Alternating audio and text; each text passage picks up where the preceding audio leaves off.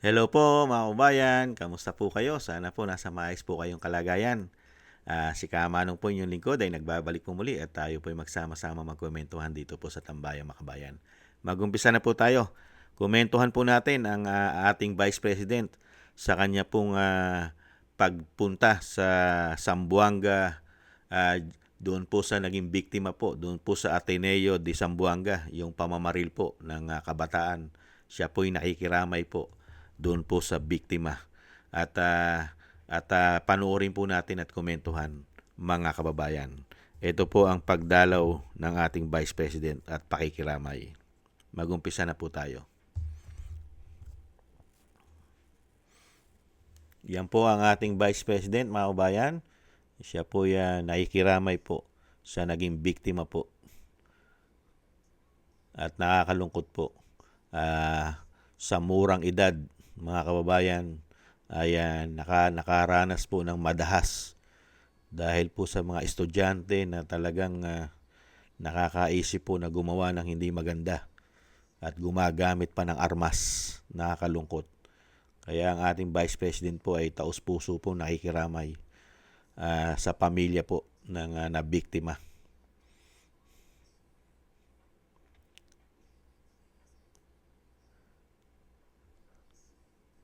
At ito po mga kababayan, yung salarin ay batang-bata pa rin po mga kababayan. Ito pong si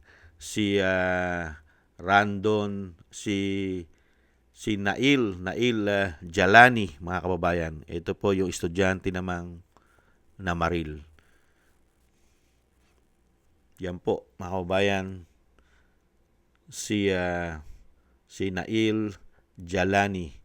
Batang-bata at student honor pa po yan.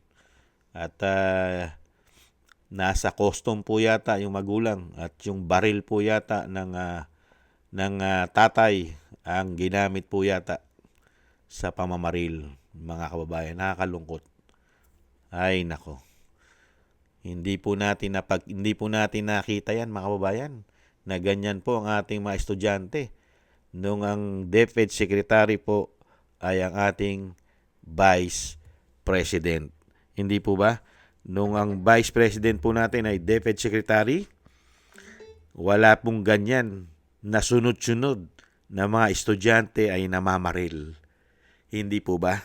Samantalang ngayon, nung naiba na po ang DepEd Secretary, bakit po nagkaganyan ang mga estudyante? Mga kababayan, ito po ang pahayag ng ating Vice President. Diyan po nung siya po'y nasa Zamboanga. Pakinggan po natin ang ating Vice President.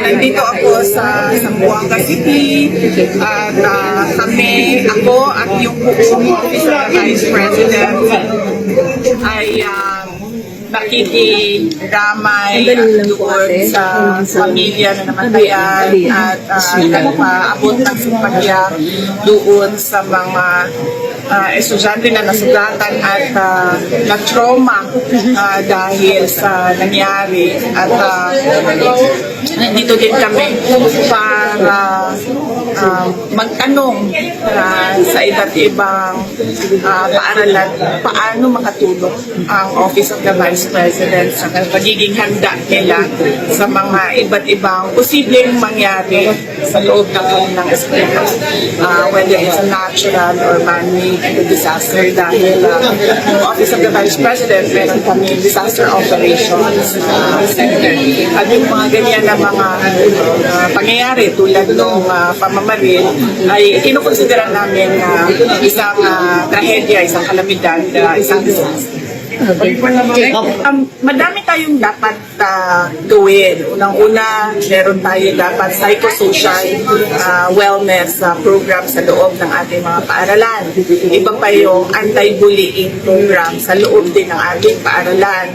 At dapat meron tayong pag-monitor ba sa ating mga estudyante at hindi lang sa kanila, kasama na yung mga school personnel kasi posibleng sa kanila din magagaling yung ating mga active shooter. So lahat ng buong community sa loob ng paaralan, dapat meron tayong pag-monitor. Kung kailangan ba nila ng tulong, kailangan nila ng therapy, kailangan nila ng counseling. So dapat nakakatch yun ng ating mga school authorities. Would you support banning minors in using social media? Ang pagbaban kasi dapat nandito sa side ng provider no? So, kung gagawa tayo ng batas, dapat ipagbawal natin doon sa mga platforms na mag-register yung mga minors doon sa kanila. Dahil hindi natin magawa na ipagbawal yun pa isa-isa sa lahat ng kabataan natin. You have to remember, we have about 25 to 29 million students in schools. So dapat kung pag-usapan natin o ipasa natin ang batas na ipagbawal ang minors sa social media, doon ang regulation ng government ay doon sa platform. Sabihin na natin, example lang, pinag-uusapan natin ng Facebook, dapat yung Facebook mismo, hindi nila pinapapasok yung mga nandito ako sa Zamboanga City. Yan po mga kababayan, ang ating Vice President sa kanya pong pahayag dahil sa pagtatanong po ng mga media. At syempre po mga kasama rin po ang ating mga kababayan vlogger, mga kababayan. Dahil nga po, mas una po nating napapakinggan at napapanood sa mga vlogger ang ating Vice President. Dahil nga po, hindi naman po tinututukan masyado ng malalaking mainstream media ang Vice President at ang Office of the Vice President. Hindi po ba? Kaya nga po hindi nakikita ang mga programa nito sa national TV.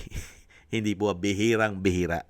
Yan po mga kababayan ang paikiramay po ng ating Vice President sa naulila po ng naging biktima po at mga nasugatan at natroma nito pong batang-bata na si Nail Jalani, ang batang-batang ng biktima. At ilan na po ito, nagkasunod-sunod po ang trahedya sa eskwelahan. Hindi po ba? Kaya nga po sinasabi ng ating Vice President, kailangan po talaga tuloy-tuloy po ang pagbabantay at programa. Hindi po ba? Hindi po natatapos na ang estudyante pag pumasok sa eskwelahan ay masasabi pong walang mangyayari sa mga estudyante natin. Dahil nga po, nahandyan na po siyempre po ang mga sarit-sari po na mangyayari po sa ating mga anak. Lalo-lalo po yung discrimination, bullying, hindi po ba? Hindi po mawawala yan. Kaya po kailangan po tutukan. At syempre kailangan talaga meron pong magbabantay. Pati po sa lahat po, hindi lang po sa guro, sa mga empleyado dyan sa eskwelahan, pati security, hindi ba, pati guard, ay dapat po talagang nababantayan din sila. Kaya nga po tayo'y humahanga sa Vice President nung siya po'y naging DepEd Secretary. Talagang hindi po tayo nakabalita ng ganyang sobra at grabe na ganyang pagpatay ng mga kabataan sa kapwa niya kabataan, mga estudyante. Hindi po ba? High school, middle school, elementary, batang-bata, mga kababayan, ay gumagawa na ng dahas at nakakapasok sa eskwelahan ang mga armas, mga kababayan. At sa panahon po ni dating Pangulong Duterte, hindi rin po ganyan ang ating mga estudyante. Bakit po sa panahon po ngayon ng binago ang Pilipinas ay nabubuang at gumagawa po ng kasamaan ang mga estudyante? Nakakalungkot po ang nangyayari po sa ating bayan, mga kababayan. Talagang nasa lider, nasa puno. Yung tinatawag pagka mahusay ang iyong tatay at kaya-kaya kang bigyan ng disiplina at susunod sa iyo ang iyong anak. Sa panahon po ngayon, hindi po tayo makita ng father image sa nanunungkulan ngayon, mga kababayan. Mukhang hindi sinusunod dahil mismo pati po yata ang leader ngayon sa ating bansa ay napakahirap disiplinahin, lalong-lalo po sa bisyo na sinasabi ng kanyang ate na pulburon. Kaya ganyan po ang nangyayari sa ating bansa. At meron din po tayong DepEd Secretary sa panahon po ngayon na nananahimik at wala po tayong kabalay-balita at never din po yatang kinukundi na ngayon ang DepEd Secretary ngayon, mga kababayan. Mukhang safe na safe siya sa mga intriga, lalong-lalo po sa mga makakaliwang grupo. At kamusta na rin kaya ang human rights, mga kababayan? Kamustahin na rin natin ang human rights. Hindi po ba? Grabe, nananahimik din po yata, mga kababayan. Grabe, nasaan na kayo? Pero pagdating sa mga Duterte, ang iingay, mga kababayan. Talagang grabe po sila. Ganyan po katindi ang mga tao na yan. At muli po, tayo po'y nakikiramay sa mga nabiktima at sa naulila. Tayo po'y nakikiramay. Kaisa po tayo ng Vice President. At syempre po, kaisa po tayo sa napakaganda pong layunin para po sa ating mga kabataan ang ating Vice President. Nakikiisa po tayo. Napakaganda po ng mga panukala at gustong mangyari ng Vice President sa ating pong mga anak at sa ating mga estudyante, lalo-lalo po sa hinaharap. Kaya napakaganda po na maging leader po, susunod na leader, ang isang Vice President, Sara Duterte. Nakikita na po natin yung kanyang tapang malasakit para sa bayan at sa mga Pilipino. Pilit lang po siyang pinababagsak dahil pag siya ang naging presidente, patay silang lahat, lalong-lalo po sa anomalya ng korupsyon at grabing pagbendalo sa ating mga batas. Hindi po ba? Ingat-ingat po kayo, Vice President, at maraming salamat po sa inyo pong serbisyo at pagmamahal sa bayan at sa mga Pilipino. Ingat-ingat po kayo. Maraming salamat po.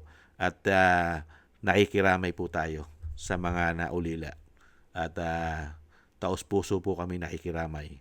Maraming salamat po, mga kabayan. Thank you po sa inyo sa gusto po ng Tambayang Makabayan sa YouTube at TikTok. At ganun din po sa inyo pong mga nagko-comment, like, share, and subscribe at patuloy po nagsusubscribe.